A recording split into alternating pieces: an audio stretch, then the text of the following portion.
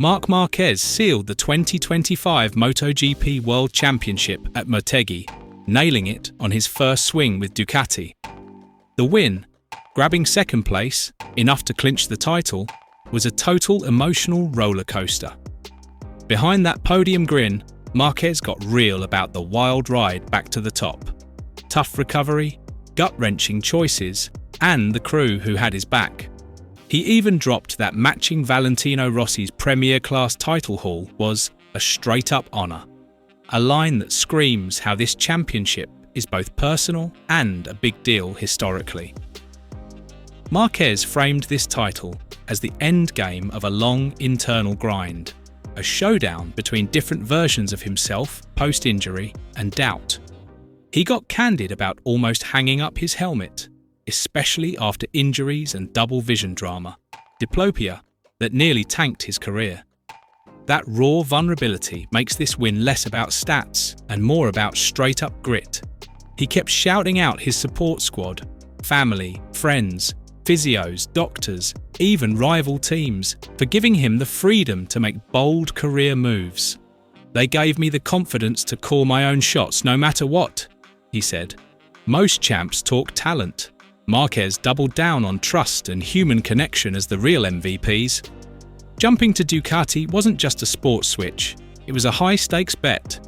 Márquez described signing with them as the moment he saw the mountaintop, a call that put him back in the game. It let him enjoy racing again while giving him the gear, bike and team to dominate. The title proved that gamble paid off and validated Ducati's investment. Emotions were running high at Motegi.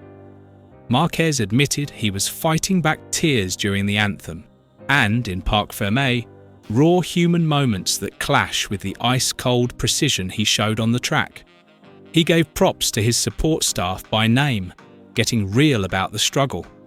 "I was listening to the anthem and my mind just wandered. I was beating myself up," he said. That kind of honesty makes the win feel intimate, not some over-the-top Hollywood moment. Matching Rossi's Premier Class titles, Márquez called it another feather in my cap, but stayed chill about the record, saying, "History's history, and the numbers speak for themselves." He hinted that while he's soaking up this season, his eyes are already on 2026 with fresh fire. He's sticking with his #93 and plans to keep the same vibe next year. Balancing celebration with forward focus shows this title's a milestone and a launchpad. Márquez's Motegi win is a sports story and a human one. A risky move to Ducati, a grueling comeback, a tight support network, and the quiet satisfaction of joining MotoGP royalty. Matching Rossi's titles after nearly retiring?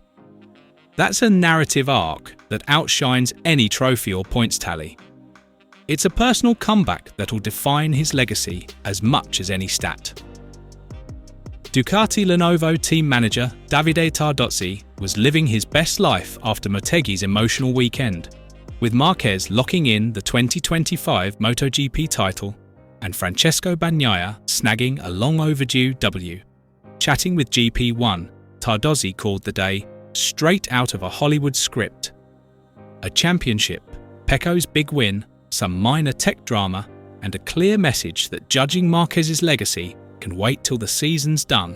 He dubbed Motegi the best weekend of my professional life, hyping the team for delivering a showstopper and clinching the constructors' title.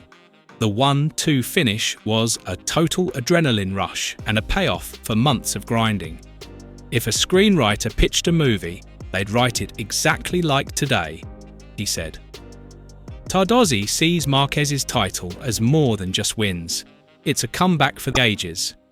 He hyped the rider's resilience after injuries and surgeries, praising the maturity Marquez brought all season. He called the championship a big-time revenge tour against Marquez's struggles, arguing some critics were too harsh without knowing the full story. His defense was part coach, part dad, protecting a rider whose transformation was key to Ducati's season.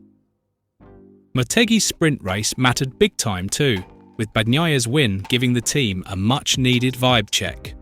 Tardozzi stressed how huge Pecco's victory was after months of fighting an uphill battle.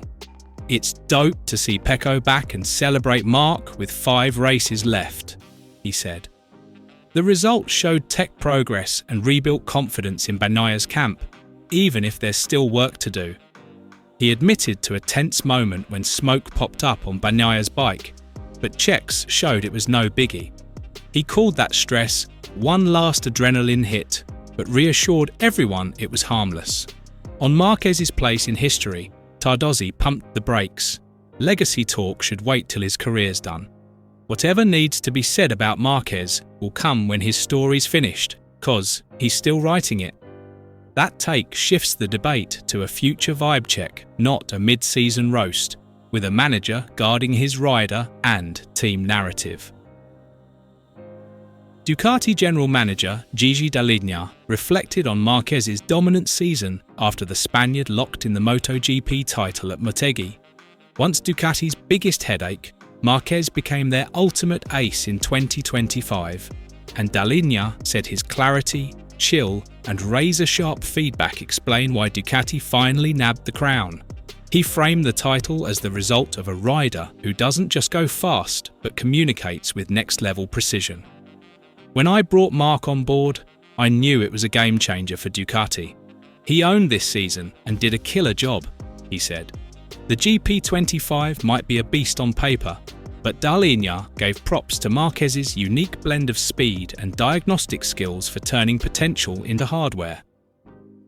Dall'Igna zeroed in on Marquez's vibe. Cool as a cucumber under pressure, always solution-focused. That pro mindset and problem-solving cut development time and made setup calls less stressful. Marc's calm in the clutch, explains issues clearly and makes the engineers' lives easier, he said. The payoff blew past expectations, reading like a managerial glow-up.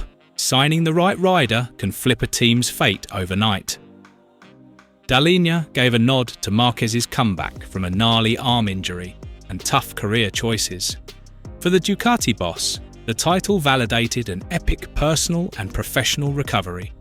That human element adds emotional weight to the technical win. Gigi Dall'Igna's take? Marc Márquez changed the whole game. Pecco Bagnaia stormed back to the top in Japan with a lights-out start-to-finish win that felt more like redemption than just another checkered flag. After a brutal season of struggles, the Ducati rider said the Misano test unlocked a setup that finally let him ride his bike instead of fighting it, and Motegi was the proof.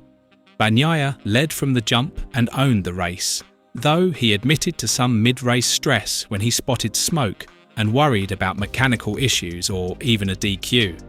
Still, he kept his cool and cruised to the finish. He said on the last lap he felt slower out of corners, and later saw smoke picks, joking he half expected a DQ. The win hit extra hard after a rough season. Bagnaia called the weekend a real-deal moment of joy after months of frustration, giving major props to the team for turning things around. "It sucks I couldn't capitalise earlier, but today I was straight up vibing," he said. He pinpointed the Misano test as the game changer. Changes made there, locked in during warm-up and FP1, gave him the confidence to push and control the GP25 instead of just reacting. Misano showed the light, he said, with setup tweaks clicking right away at Motegi. Bagnaia gave a shout-out to Marquez's near-perfect season, admitting he'd hoped to battle for the title, but said Marquez was on point from start to finish. He apologised for past comments and congratulated his teammate on the championship. He praised Marquez's mental strength, post-surgeries and tough years, hyping his consistency. Rivalry and respect can coexist. Bagnaia's tone mixed humility with renewed hunger. He believes the Misano to Motegi run gives him momentum for the remaining rounds, even eyeing second in the championship. He stressed staying chill and consistent, saying Barcelona and Phillip Island should vibe with his new baseline. "I might be stubborn, but I'm the last one to stop betting on myself," he said. Bagnaia thanked Casey Stoner and Manuel Pagliani for their Misano input, helping diagnose why one bike worked and another didn't. Their help was huge, he said, clearing the path forward. Yo, don't sleep on hitting that subscribe button and the bell icon for the latest MotoGP updates.